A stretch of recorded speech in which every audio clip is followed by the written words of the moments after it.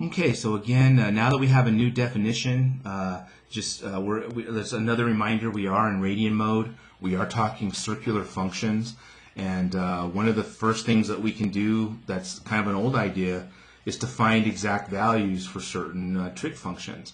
And again, the cosine of s is our x-coordinate, and the sine of s is our y-coordinate. Of course, we can also put theta in there because theta and s are equal to each other when r is equal to 1, which is what's happening here.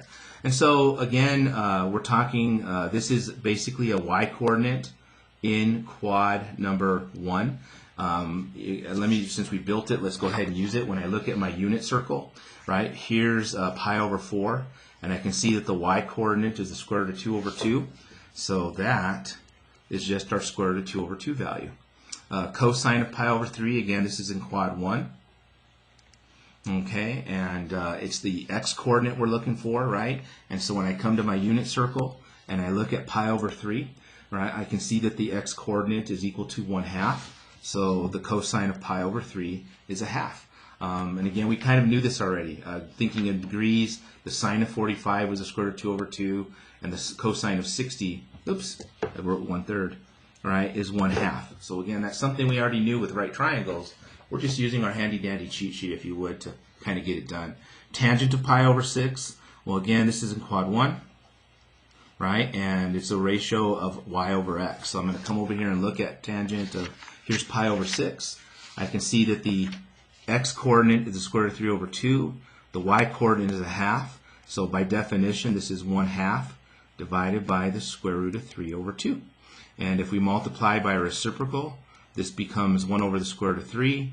Rationalize that denominator, and we get the good old familiar value, the square root of 3 over 3, being the tangent, and I guess that's 30 degrees, correct?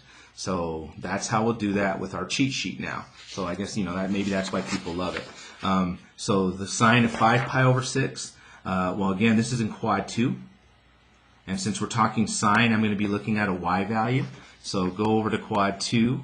I find 5 pi over 6, right, 150 degrees, if you would, in degree mode. The y-coordinate is 1/2. So the sine of 5 pi over 6 is equal to 1/2. The cosine of 5 pi over 4, again, that's quad 2. Cosine is supposed to be our x-coordinate. So I'll go find 5 pi over 4. Oops, actually, this is quad 3. I'm sorry. Right? Go to quad 3. There's my 5 pi over 4. Right? And the corresponding x-coordinate that's associated with it is negative square roots of 2 over 2. So this would be negative square roots of 2 over 2. And on and on and on. Tangent of 5 pi over 3. This is in quad number 4. And the value of tangent is y over x. So I'm going to come over to my little handy-dandy cheat sheet. There's 5 pi over 3. The y-coordinate is negative square roots of 3 over 2. And the x-coordinate is 1/2. Multiply by a reciprocal, the halves go away, and we're left with negative square roots of 3. So that would be your exact value of the tangent of 300, or in this case, the tangent of 5 pi over 3. So again, all we're talking about are x and y values. All right, so we're kind of still using our x-y-r definition. It's just organized for us real nicely in a unit circle. But I'm hoping you're seeing it it's still x-y-r definitions. Cosecant of 4 pi over 3. Again, this particular one, we're talking quad 3. Cosecant is related to sine, so we're very interested in the y value here. That's basically the 1 over the y value. So when I go over to my quad 2 and I find, what am I looking for? 4 pi over 3, which is right there. I look at the y-coordinate, so we're basically looking at 1 over negative square roots of 3 over 2, which is essentially negative 2 square roots of 3.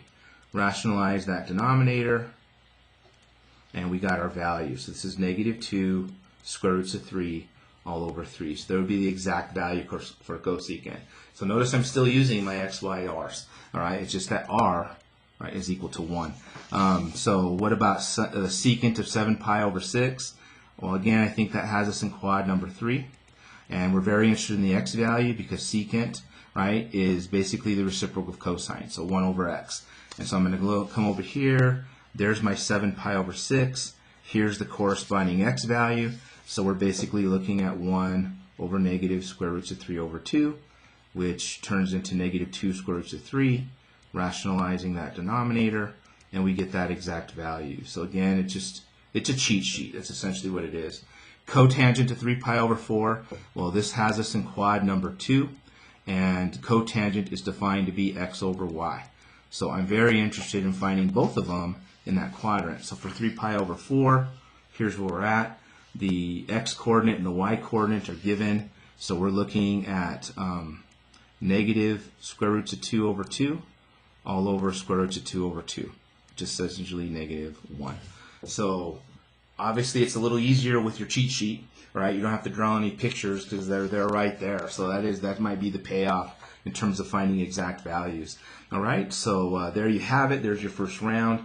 How about to do the next round and take a look at some things that are a little different. I'm going to cut to a new video, but we're still going to be using our handy dandy unit circle cheat sheet. All right, and so hopefully you guys will like that. I'll see you guys in the next video.